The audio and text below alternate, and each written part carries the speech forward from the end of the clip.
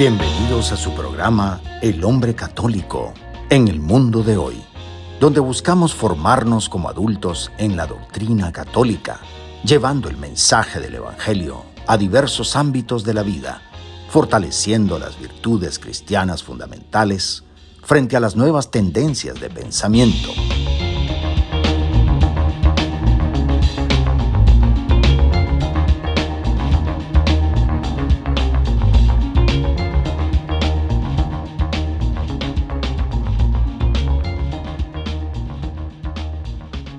Bienvenidos a este espacio de fe y esperanza de la 91.9 FM de Radio María en español, donde exploramos cómo vivir la doctrina católica en nuestro diario vivir. Acompáñanos en esta hora llena de inspiración y formación espiritual para enfrentar juntos los desafíos de nuestra época desde la perspectiva de la fe cristiana. Soy Leo Janón y para mí es una verdadera alegría poder acompañarte en esta nueva edición de El Hombre Católico en el mundo de hoy, en la que abordaremos un tema profundamente ligado al corazón de nuestra fe y al momento litúrgico que estamos viviendo. El hombre católico entre la Ascensión y Pentecostés, el tiempo del cenáculo. Estamos transitando estos días santos entre la gloriosa ascensión del Señor y la solemnidad de Pentecostés. Días de espera, de silencio orante, de discernimiento profundo.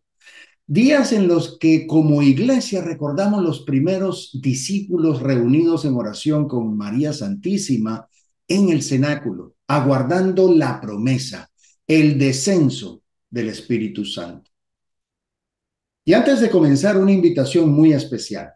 Este mes de junio celebramos 350 años del Sagrado Corazón de Jesús con 2 conferencias imperdibles en Broward y en Miami, predicadas por el querido Fray Nelson Medina de la Orden de Predicadores, dominico.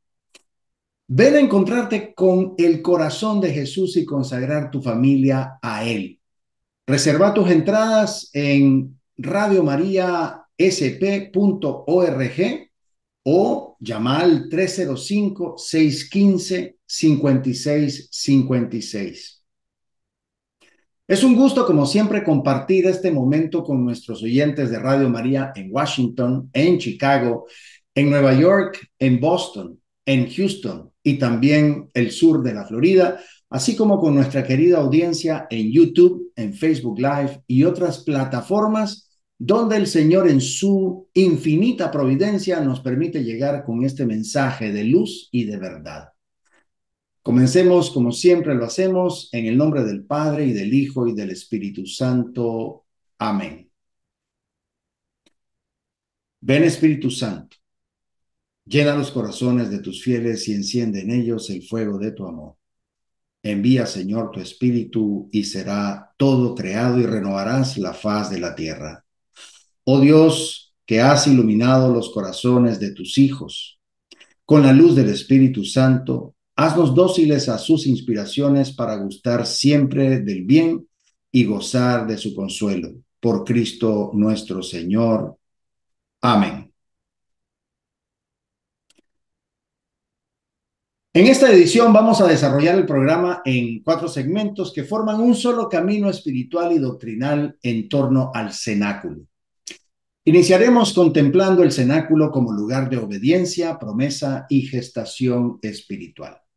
Luego vamos a ver cómo el cenáculo se convierte en escuela de contemplación y discernimiento para nuestra vida diaria. En el tercer segmento hablaremos de la saturación, la confusión del mundo actual y de cómo el cenáculo nos forma para resistir y responder con sabiduría. Finalmente miraremos a la luz de la doctrina lo que este misterio significa para la iglesia de hoy, con la presencia silenciosa pero esencial de María, la Madre de la Iglesia. No te vayas, volvemos en breve para iniciar con nuestro primer segmento. Bienvenidos al mundo de la fe y la reflexión. Es hora de sumergirse en el primer segmento del hombre católico en el mundo de hoy. Queridos hermanos, bienvenidos a este primer segmento de nuestro programa El hombre católico en el mundo de hoy. Soy Leo Janón. Hoy nos encontramos en un punto particularmente significativo del calendario litúrgico, en ese silencio sagrado entre la gloriosa ascensión del Señor al cielo y la efusión del Espíritu Santo en Pentecostés. Este no es un simple paréntesis de 9 días, es un momento cargado de misterio, promesa, espera activa y contemplación profunda. Es, por decirlo así, el vientre en el que se va gestando la iglesia. La ascensión no fue una despedida definitiva, sino un paso necesario para que se cumpliera la promesa. Yo les enviaré lo que mi Padre ha prometido, dijo nuestro Señor Jesús. Y continúa diciendo, ustedes quédense en la ciudad hasta que sean revestidos con el poder de lo alto. Y así lo hicieron. Los apóstoles obedecieron, se recluyeron en el cenáculo y ahí, junto a María Santísima y a otros discípulos, hombres y mujeres, en total unos 120, según el libro de los Hechos de los Apóstoles, esperaron en oración. Hoy nosotros también vivimos como iglesia muchos momentos de cenáculo, espacios donde Dios nos pide esperar, no salir corriendo, sino orar y perseverar juntos, incluso cuando ya hemos recibido dones o misiones. Este segmento quiere sumergirnos precisamente en ese tiempo litúrgico y espiritual, en ese hoy eterno entre la promesa y su cumplimiento. Lo primero que llama la atención en este episodio es que tras la ascensión los apóstoles no salieron a predicar inmediatamente. Podían haber dicho, ya vimos al resucitado, ya nos envió, ya recibimos su soplo en Juan 20:22. Vamos ahora al mundo. Pero no, obedecieron el mandato, permanezcan en la ciudad. Esta espera no es pasiva, es una espera activa, obediente, como la de Abraham cuando salió de Ur sin saber a dónde iba, o como la de María Santísima que habiendo recibido el anuncio del ángel, esperó en fe el cumplimiento de lo prometido. Esta obediencia pone de manifiesto una verdad profunda para la vida espiritual del hombre católico. No todo llamado se ejecuta de inmediato. Algunos llamados primero deben ser madurados en la oración y en el silencio. El cenáculo nos recuerda que hay tiempos para actuar, pero también tiempos para esperar, discernir y recibir la fuerza del Espíritu para que la acción sea verdaderamente fecunda. El cenáculo es una escuela de obediencia y de humildad. Ahí los apóstoles, aunque ya habían sido instituidos sacerdotes en la última cena, se reconocen necesitados del poder de lo alto. Es decir, el sacerdocio recibido en el sacramento necesita también del fuego del Espíritu para que no sea una función vacía, sino una misión viva. Este tiempo de espera revela una pedagogía divina. Primero la identidad, luego la misión. Primero la formación, luego el envío. Finalmente, el hombre católico de hoy que vive una cultura de inmediatez encuentra aquí un espejo que lo reta. ¿Soy capaz de obedecer a Dios aunque no entienda todo? ¿Sé esperar su tiempo? ¿Reconozco que mis dones naturales o sacramentales necesitan ser ungidos por el Espíritu? Creo que de esa forma nosotros tenemos que pensar en no saltar inmediatamente de manera impulsiva. Ahora, uno de los elementos más hermosos y teológicamente profundos del cenáculo es que no estaba habitado solo por los apóstoles. En Hechos, capítulo 1, versículo 14, leemos: todos ellos perseveraban unánimes en la oración, junto con algunas mujeres y con María, la madre de Jesús, y con sus hermanos. Esta es la primera gran imagen de la iglesia naciente, una comunidad reunida, diversa, perseverante y orante. Y es por tanto una iglesia en gestación, cuya alma es la oración. La presencia de María no es decorativa, sino esencial. Ella ya había vivido el misterio del Espíritu Santo en la Anunciación. Es la única en ese cenáculo que sabía, desde la experiencia íntima, ¿Qué significa concebir por el Espíritu? Ella no dirige la comunidad, pero la acompaña, la sostiene, la une. El silencio de María Santísima en ese momento es elocuente. Enseña a esperar, a no desesperar, a orar sin cesar. Y es aquí donde el número 120 adquiere todo su sentido simbólico y espiritual, porque según la tradición judía, una comunidad necesitaba al menos 120 varones para poder constituirse con su propio consejo, con capacidad de emitir juicio y organizarse legalmente. No es un dato casual. Dios estaba fundando un nuevo Israel, un nuevo pueblo sacerdotal, y por eso había un mínimo que debía cumplirse para que no fuera solo un grupo, sino una comunidad con identidad. Para el hombre católico de hoy, esto nos recuerda que la fe no se vive solo. Necesita comunidad, intercesión, cuerpo. También recuerda que la oración personal es vital, pero cuando es compartida tiene un poder transformador. Orar juntos, en familia, en comunidad, en la parroquia, no es simplemente una opción espiritual, es parte del ADN de la iglesia desde sus inicios. Uno de los aspectos más sobrecogedores de este tiempo entre la Ascensión y Pentecostés es su profundo silencio. La Escritura no nos describe grandes discursos, milagros o eventos espectaculares. Solo nos dice que estaban perseverando unánimes en la oración. Este silencio no es vacío, es un silencio gestante, lleno de expectativa.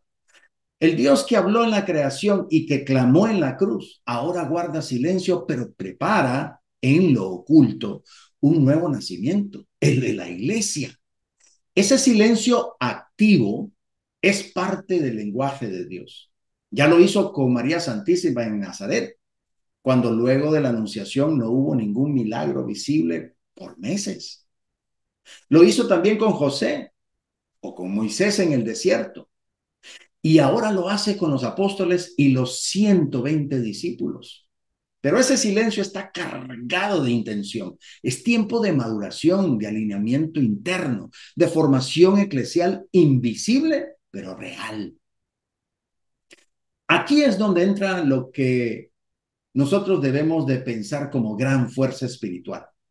El cenáculo no es solo para que los apóstoles reciban el Espíritu, sino para que se constituyan también como cabeza viva de un pueblo nuevo que también está en el cenáculo.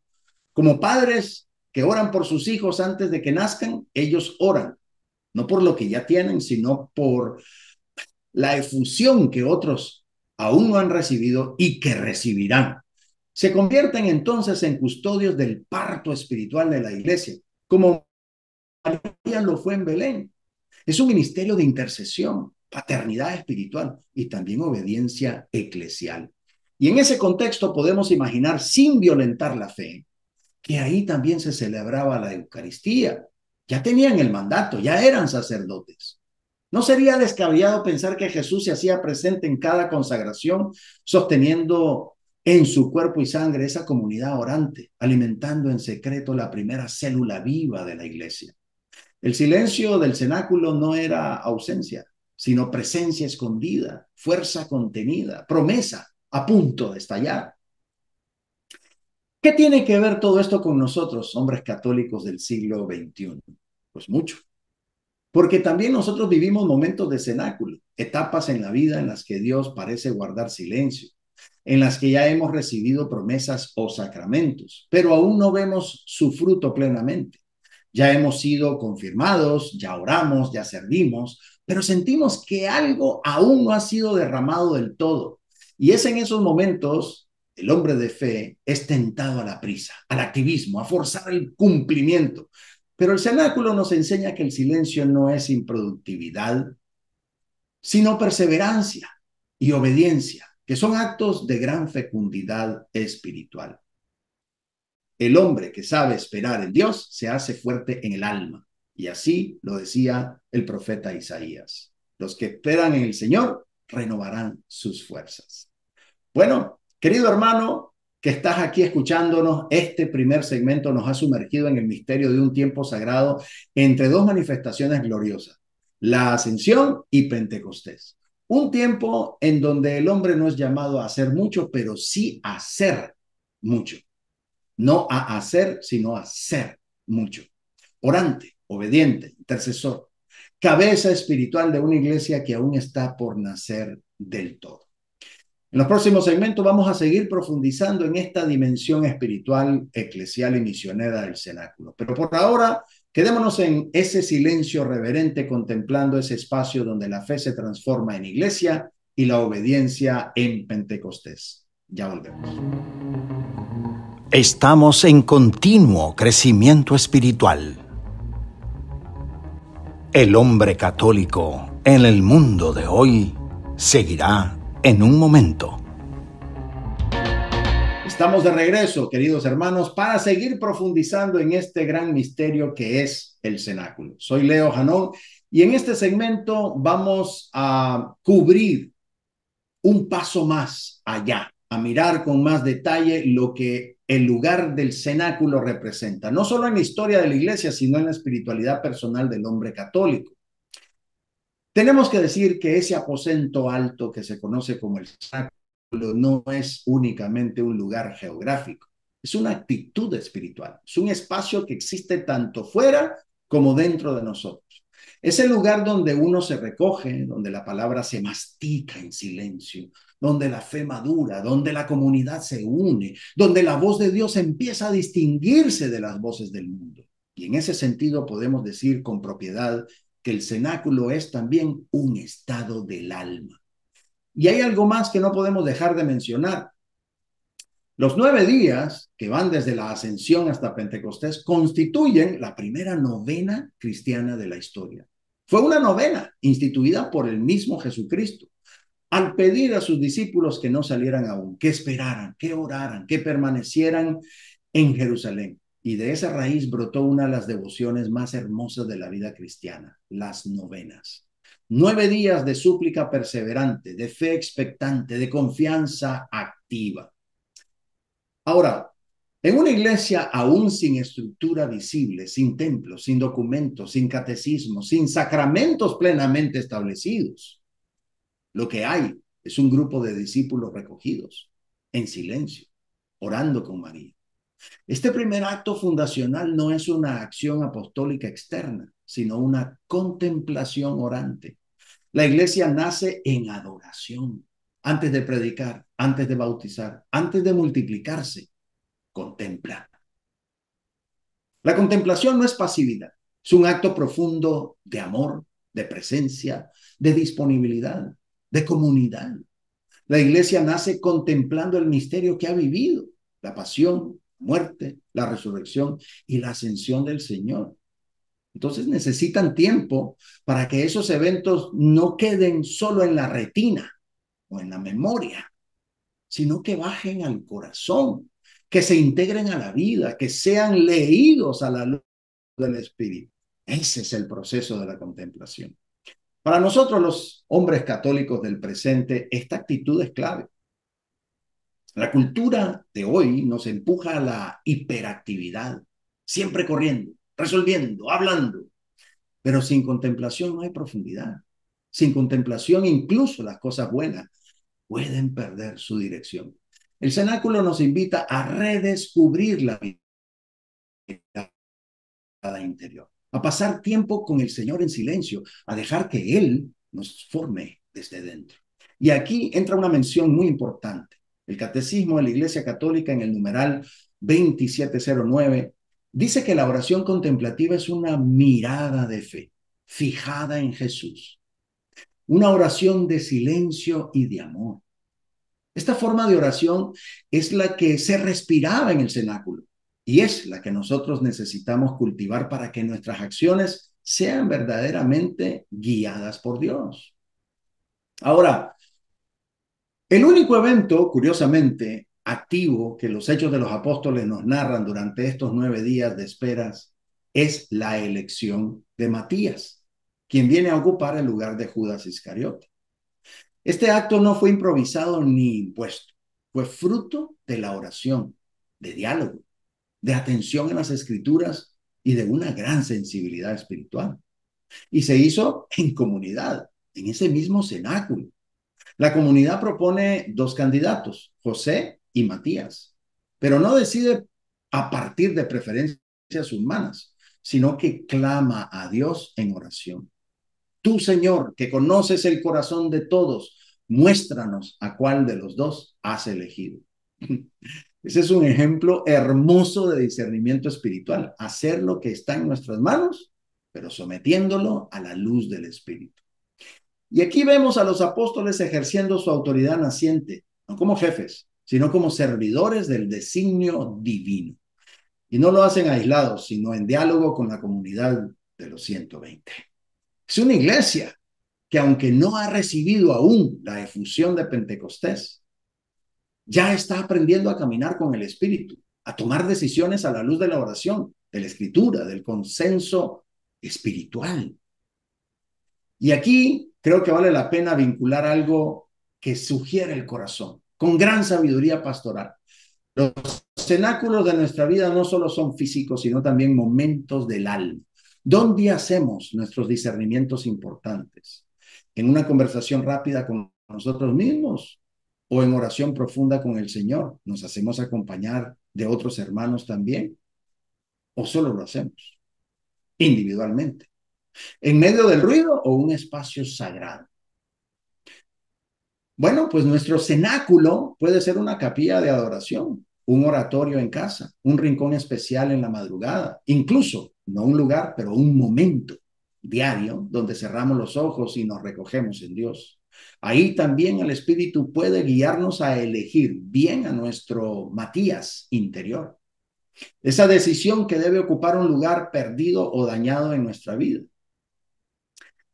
En sus primeras intervenciones, nuestro recientemente elegido Papa León XIV ha enfatizado la importancia de la unidad en la iglesia. Qué importante, ese es de los primeros mensajes de nuestro Papa. La unidad en la iglesia y en el mundo. Durante su misa inaugural expresó su deseo de ser un pastor dedicado a construir puentes y abogó por la paz, la justicia y la unidad, reconociendo las divisiones que se han venido dando a lo largo de la historia de la iglesia, especialmente en estos últimos tiempos. Esta visión de unidad resuena profundamente con el espíritu del cenáculo, porque ahí los discípulos, junto con María Santísima y otros seguidores, pues perseveraron unánimes en la oración, unánimes. Es decir, el cenáculo se convierte así en modelo de comunión y también de concordia, donde la diversidad de personas se une en una misma fe y esperanza.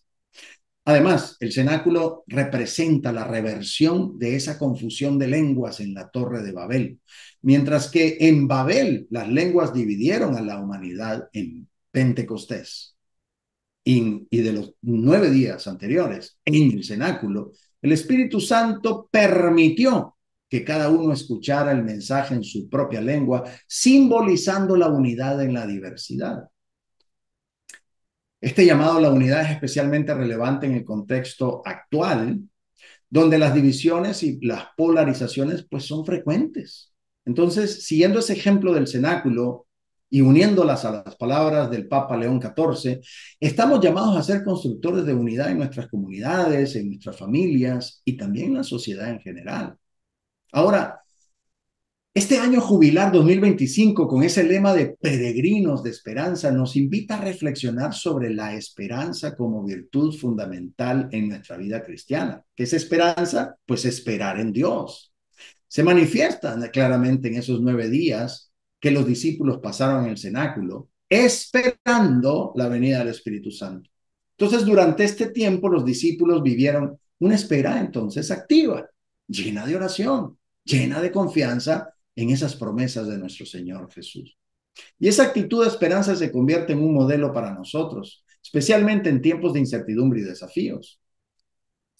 El cenáculo como lugar de espera y esperanza, como momento también de espera y esperanza, nos enseña que incluso en medio de la incertidumbre podemos confiar en la fidelidad de Dios. Y esa lección es especialmente pertinente en el contexto de este año jubilar, que nos llama a renovar nuestra esperanza y a confiar en la acción del Espíritu Santo en nuestras vidas. Yo creo que al igual que los discípulos en el cenáculo, estamos llamados a vivir este tiempo jubilar con una esperanza activa, una esperanza abierta a la renovación y al impulso del Espíritu Santo, confiando en que Dios cumple sus promesas y nos guía hacia un futuro lleno de esperanza. Bueno, queridos hermanos, cuando contemplamos el cenáculo, reconocemos en él un modelo de nuestra vida cristiana, lugar de oración, de unidad, comunidad y de espera confiada en las promesas de Dios. Que el Espíritu Santo que descendió sobre los discípulos de Pentecostés renueve también nuestros corazones y nos impulse a vivir con alegría y fidelidad nuestra vocación cristiana. Bueno, continuamos este camino de fe, siempre abiertos a la acción del Espíritu y en comunión con la Iglesia. Vamos a un breve mensaje y regresamos con nuestro tercer segmento. Ya volvemos. Nuestra reflexión continúa. Manténganse sintonizados para más de El Hombre Católico en el mundo de hoy. Sean bienvenidos a este tercer segmento. Soy Leo Janón en este su programa El Hombre Católico en el mundo de hoy. Vivimos en un mundo saturado de ruido, informaciones constantes, opiniones polarizadas, exigencias laborales y sociales que nos arrastran en múltiples direcciones. Y en medio de este torbellino, el alma busca un refugio a veces, un espacio donde pueda reencontrarse con Dios y consigo misma. Y el cenáculo se presenta como ese lugar de recogimiento, donde los discípulos junto a María se retiraron para orar y esperar la promesa del Espíritu Santo. Es decir, este retiro no fue una evasión, sino una preparación. En el silencio del cenáculo, los discípulos fortalecieron su fe, renovaron su esperanza y se unieron en una misma oración. Este modelo nos invita a encontrar nuestros propios cenáculos en la vida cotidiana. Esos espacios de silencio, oración y también de comunión que nos permitan resistir las presiones del mundo y mantenernos firmes en la fe. En el mundo actual, desconectarse es casi un acto de rebeldía. Vivimos tan condicionados por las notificaciones, las pantallas, los titulares, las agendas, que el alma queda constantemente fragmentada. Estamos informados, pero no formados. Conectados, pero desintegrados. Y es en ese contexto donde el cenáculo cobra un nuevo significado. Replegarse no es huir, es resistir. No es esconderse, es proteger la interioridad. Los discípulos no se encerraron por cobardía, sino por necesidad espiritual. Sí, mandato del Señor, pero había una motivación interna y era esa necesidad espiritual. Tenían que digerir, discernir, orar y sobre todo liberarse del ruido externo para poder escuchar con claridad la voz del Espíritu. Y eso no ha cambiado. El hombre contemporáneo, sobre todo el hombre católico comprometido, necesitamos urgentemente replegarnos interiormente, no para evadir nuestras responsabilidades, sino para no vaciarnos en medio de la prisa. No podemos pretender evangelizar, liderar una familia o actuar con sensatez en un mundo en crisis si no tenemos momentos de silencio, de retiro, de oración profunda. Así que replegarse más bien es un acto de humildad, de lucidez y también de resistencia. En un mundo que exige respuestas inmediatas, el hombre de fe responde con profundidad y eso requiere tiempo. Y no todo repliegue es espiritual. Hay quienes se encierran para alimentar resentimientos o aislarse del prójimo, pero en el cenáculo no es encierro egoísta, sino retiro fecundo. Replegarse es permitir que Dios sane, que reordene, que nos prepare para volver a salir, no con ansiedad, sino con sentido de misión. Uno de los dramas actuales es la pérdida de capacidad para pensar con calma y con profundidad. Y esa sobreexposición a información parcial o manipulada, o la falta de argumentos bien desarrollados, y también la crítica sin criterio, pues todo eso han hecho que muchas personas, incluso dentro de la iglesia, reaccionen en lugar de discernir. Se vive con el alma a flor de piel, sin raíces espirituales ni reposo intelectual. Y los discípulos en el cenáculo vivieron un tiempo de purificación interior. Ellos no salieron a predicar inmediatamente después de la resurrección. Se quedaron, esperaron, oraron y pensaron con Dios. Ese proceso no fue estéril. Les permitió pasar del miedo a la claridad, del desconcierto a la firmeza, de la división a la comunión. Y nosotros los hombres de hoy necesitamos urgentemente ese tipo de oración. Una oración que piense, que medite, que nos devuelva el equilibrio emocional y mental. El catecismo habla de la oración como un combate. Lo dice en su numeral 27-25. Y en este tiempo es un combate contra esa fragmentación, el juicio superficial, la inmediatez sin verdad.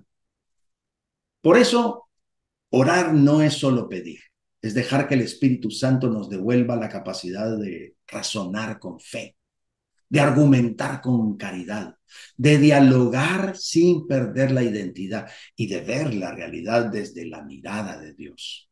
La oración pensada y profunda es la vacuna contra la banalidad que nos rodea.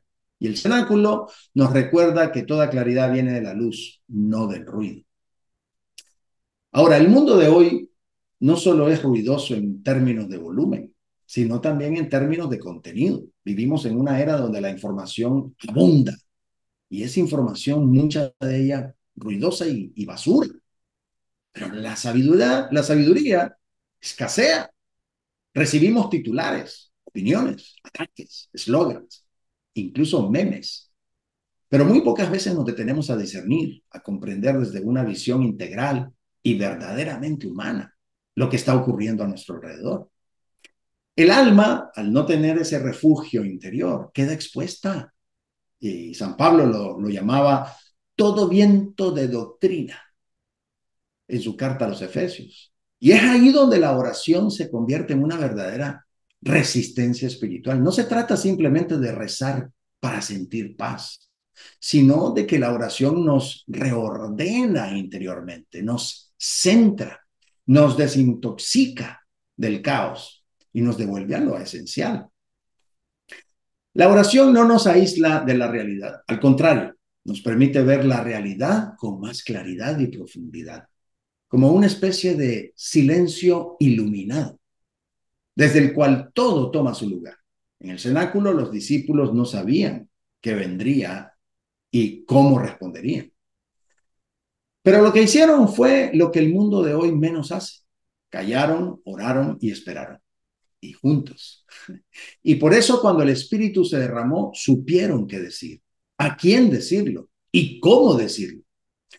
Hoy nosotros, hombres católicos, necesitamos cultivar este tipo de oración. Una oración que nos forme en el pensamiento, que nos limpie de prejuicios, que nos devuelva la capacidad de argumentar con profundidad, con caridad y con firmeza. La oración auténtica no es evasión, es formación. Hay momentos para orar y momentos para actuar. El cenáculo nos enseña que uno no puede actuar con eficacia sin antes no ha orado con profundidad. Esta pedagogía espiritual se vuelve hoy más urgente que nunca porque el activismo sin contemplación en el fondo no transforma nada. Y por otro lado, la contemplación sin acción también se vuelve estéril. Pentecostés ocurre precisamente cuando esta tensión encuentra ese equilibrio perfecto.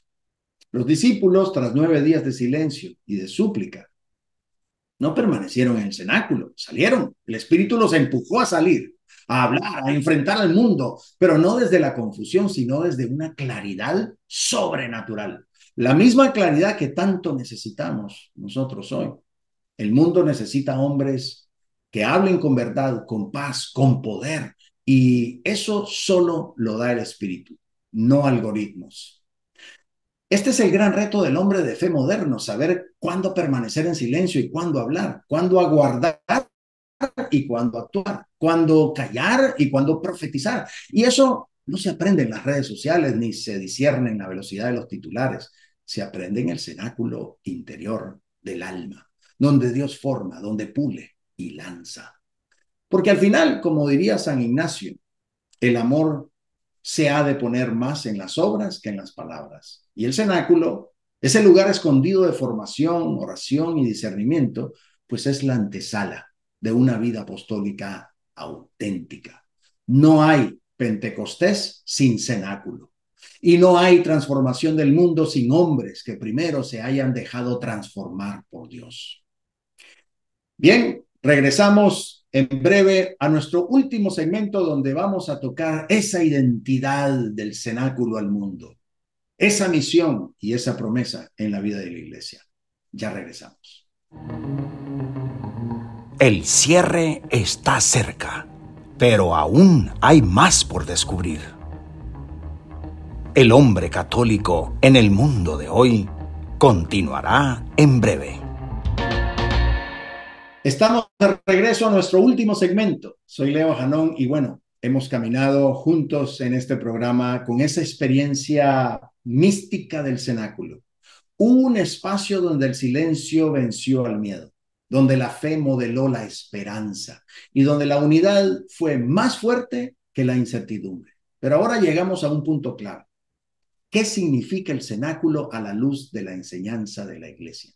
¿Cómo ese momento puntual en Jerusalén se convierte en símbolo permanente de nuestra identidad eclesial? Creo que tenemos que identificar el poder leer el cenáculo con los lentes del catecismo, del magisterio, de la espiritualidad católica, porque el cenáculo no es solo historia pasada, es una figura viva de lo que significa ser iglesia y de cómo el Espíritu Santo sigue actuando hoy. Es el umbral de Pentecostés, sí, pero también es la matriz donde la iglesia fue gestada antes de su primer aliento misionero.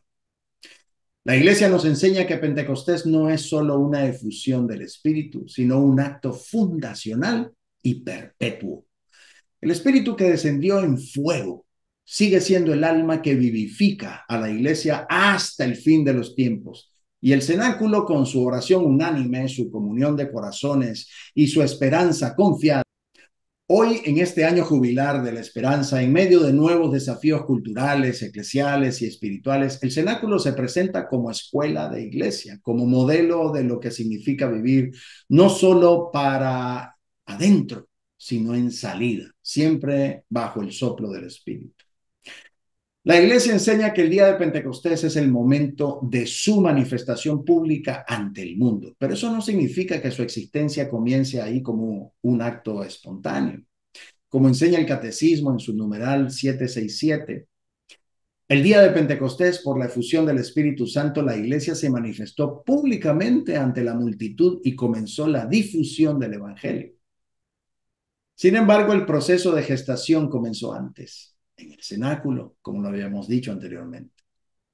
Es decir, el cenáculo, como lo habíamos mencionado, es el vientre eclesial, donde el cuerpo de Cristo resucitado empieza a tomar forma visible como el pueblo de Dios. Es ahí donde los primeros miembros se reúnen, oran y disciernen y se preparan, como el niño en el seno materno, pues la iglesia es formada en el silencio, alimentada por la esperanza, nutrida por la fe. Pentecostés es el parto, el cenáculo, la gestación. Y esto no es una simple imagen poética, tiene consecuencias reales. Significa que la iglesia no nace del activismo, ni de una estructura, ni de una ideología, sino de la oración común, de la obediencia a la promesa, de la docilidad al Espíritu. Es decir, la iglesia con todas esas cualidades de gestación es obra de Dios, no de estrategias humanas. Por eso es tan urgente volver a la espiritualidad del cenáculo en tiempos de crisis. No se trata de correr más rápido, sino de esperar mejor. Al mirar nuestras comunidades hoy, este principio sigue siendo válido. No hay renovación eclesial sin recogimiento espiritual. Los grandes momentos de impulso evangelizador nacieron siempre de personas y comunidades que, como en el cenáculo, supieron primero esperar a Dios en unidad antes de lanzarse a la misión. Y ahí está el modelo. El catecismo lo dice con una claridad impresionante en el numeral 797. Lo que el alma es en el cuerpo humano, eso es el Espíritu Santo en el cuerpo de Cristo, que es la iglesia. Es decir, sin el Espíritu Santo, la iglesia no es más que una estructura externa, una carcasa sin vida. Pero con el Espíritu, la iglesia respira, crece, discierne, ama, evangeliza. Él es su alma viva. Desde Pentecostés, la historia de la iglesia no puede entenderse sin la acción del Espíritu. Cada conversión, cada mártir, cada concilio, cada carisma, cada reforma auténtica ha sido obra del Espíritu, actuando en el corazón de los fieles. Y así como animó a los apóstoles desde el primer envío, sigue hoy impulsando a la iglesia en su misión universal, aunque muchas veces su acción sea silenciosa, sea discreta y humilde. Y esto tiene profundas implicaciones para nosotros, porque si el Espíritu es el alma de la iglesia, entonces también es el alma de nuestra vida cristiana personal. Él es quien nos permite orar con verdad, servir con alegría, perdonar con sinceridad, discernir con sabiduría. No es una ayuda extra, no, es el principio vital mismo de la fe. Sin el Espíritu no hay gracia, sin gracia no hay santidad. Y es importante recordar que el Espíritu no se impone, se acoge, se invoca, se espera, se ama. Y eso nuevamente nos remite al estilo del cenáculo. Solo quien se dispone, quien se vacía de sí, quien ora con los hermanos, quien espera en comunión, puede experimentar su soplo. Por eso la iglesia debe seguir siendo cenáculo, no solo en Pentecostés, sino cada día. Ahora, no puedo dejar atrás el hecho de que en el cenáculo María Santísima estuvo ahí en el centro. María no es nuestra Madre, María no es simplemente una figura decorativa ni una testigo pasiva, no, ella está ahí en el centro, no por imposición, sino por naturaleza espiritual. Si en la encarnación fue ella quien con su hágase permitió que el verbo se hiciera carne, Pentecostés es nuevamente su presencia silenciosa la que acompaña el nacimiento de un nuevo cuerpo, el cuerpo místico de Cristo, la iglesia. Entonces el cenáculo en ese sentido se convierte en su nuevo vientre espiritual. Ahí en oración con los apóstoles, María gesta ahora a la iglesia, no porque ella la cree, porque eso es obra del Espíritu, sino porque ella colabora íntimamente con el Espíritu como lo hizo también en Nazaret. Su maternidad no termina con el parto físico de Jesús. Se prolonga en la maternidad espiritual de los redimidos. Y por eso así lo expresó el Concilio Vaticano II en Lumen Gentium. Y también por eso nuestro santo Papa Pablo VI en 1964 la proclamó Mater Ecclesiae. Y por eso la iglesia la celebra hoy con esa vocación mariana. María es la madre del cuerpo y de los miembros. María es la madre de la iglesia. Y esa es la fiesta propiamente la que sigue después de Pentecostés. Su silencio enseña, su intercesión sostiene, su presencia guía. Y esto tiene una implicación directa para el hombre católico. Si el Espíritu forma a Cristo en nosotros, María es la que le da el espacio. Qué impresionante eso, ¿no? En nuestra vida espiritual la relación con María Santísima no es opcional, es esencial. Porque como en Belén, en Nazaret, en Caná, en el cenáculo, ella sabe cómo preparar el corazón para recibir la acción del Espíritu. Es maestra de interioridad, de obediencia, de espera activa. Por eso para vivir el cenáculo hoy no puede faltar la compañía de nuestra madre. Bueno, y finalmente me gustaría también tocar el tema de que cuando miramos el cenáculo como no como un evento aislado, sino como una estructura espiritual permanente, pues encontramos en él el mapa de lo que la iglesia está llamada a hacer en cada generación. El cenáculo es oración compartida, escucha confiada, unidad fraterna, docilidad al espíritu y envío misionero. Todo en uno. Hoy en medio de tantas voces que piden una nueva iglesia o que claman por cambios estructurales, la verdadera renovación vendrá, como siempre, por volver al estilo del cenáculo. Y eso implica tres cosas esenciales. Discernimiento, es decir, saber esperar, saber escuchar juntos, saber no adelantarse a la voluntad de Dios, no imponerse. Comunión, es decir, dejar de lado el protagonismo personal para orar con otros como hermanos en el mismo espíritu. Y misión. Cuando el espíritu actúa, no nos deja encerrados, nos impulsa, nos lanza, nos envía. El hombre católico de hoy necesita tener un alma eclesial que viva como los primeros discípulos, sin ruido, pero con fuego, sin prisa, pero con propósito, sin ideologías, pero con verdad, con la verdad. El cenáculo no es museo de santos, sino más bien un taller de Pentecostés. Y ahí la iglesia se prepara para cada desafío, ahí se cura de sus heridas, ahí se reencuentra con su Señor. Si el mundo necesita profetas, mártires y santos, la iglesia necesita volver al cenáculo. Ahí todo comienza y desde ahí todo se transforma. Bien, antes de despedirnos, te recordamos que este mes de junio celebramos los 350 años del Sagrado Corazón de Jesús con dos encuentros muy especiales junto a Fray Nelson Medina de la Orden de Predicadores en Broward y en Miami. No te quedes fuera de esta oportunidad de gracia. Más información lo puedes ubicar en el sitio web radiomariasp.org o llamando al 305-615-5656.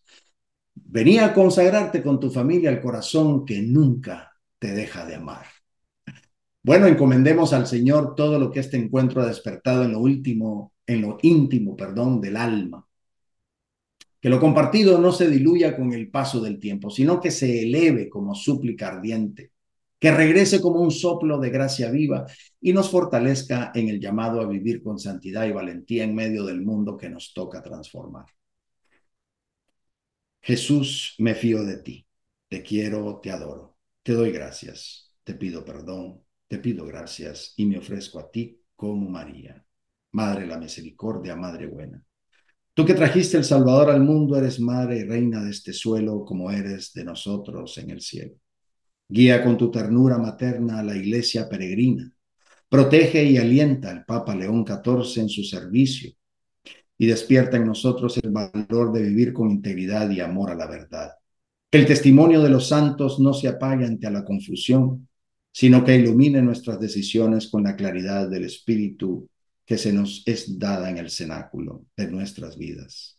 Bendice con tu amor a Radio María, a su equipo administrativo, a sus voluntarios, a su audiencia, a todas las ciudades donde nuestra transmisión llega como una bendición, a sus gentes creyentes y también a los confusos que desdeñan tu amor y no te aman. Madre, Madre Santa, danos la paz y danos el amor. Danos al Padre y al Hijo y al Espíritu. Danos con tu gracia la gracia de ser santos, la gracia de ser buenos. Amén, amén, amén. Bien, gracias por acompañarnos, esperando que esta hora de fe y reflexión haya sido luz para tu conciencia y fuego para tu corazón. Nos encontramos la próxima semana con más inspiración para vivir como auténticos discípulos de Cristo. Hasta entonces. Estuvo con ustedes el hombre católico en el mundo de hoy. Esperamos haberles guiado hacia una comprensión más profunda de su fe, permitiéndoles aplicarla en su vida diaria y contribuir al bien común y a la transformación positiva del mundo. Los esperamos, con el favor de Dios, en nuestro próximo programa.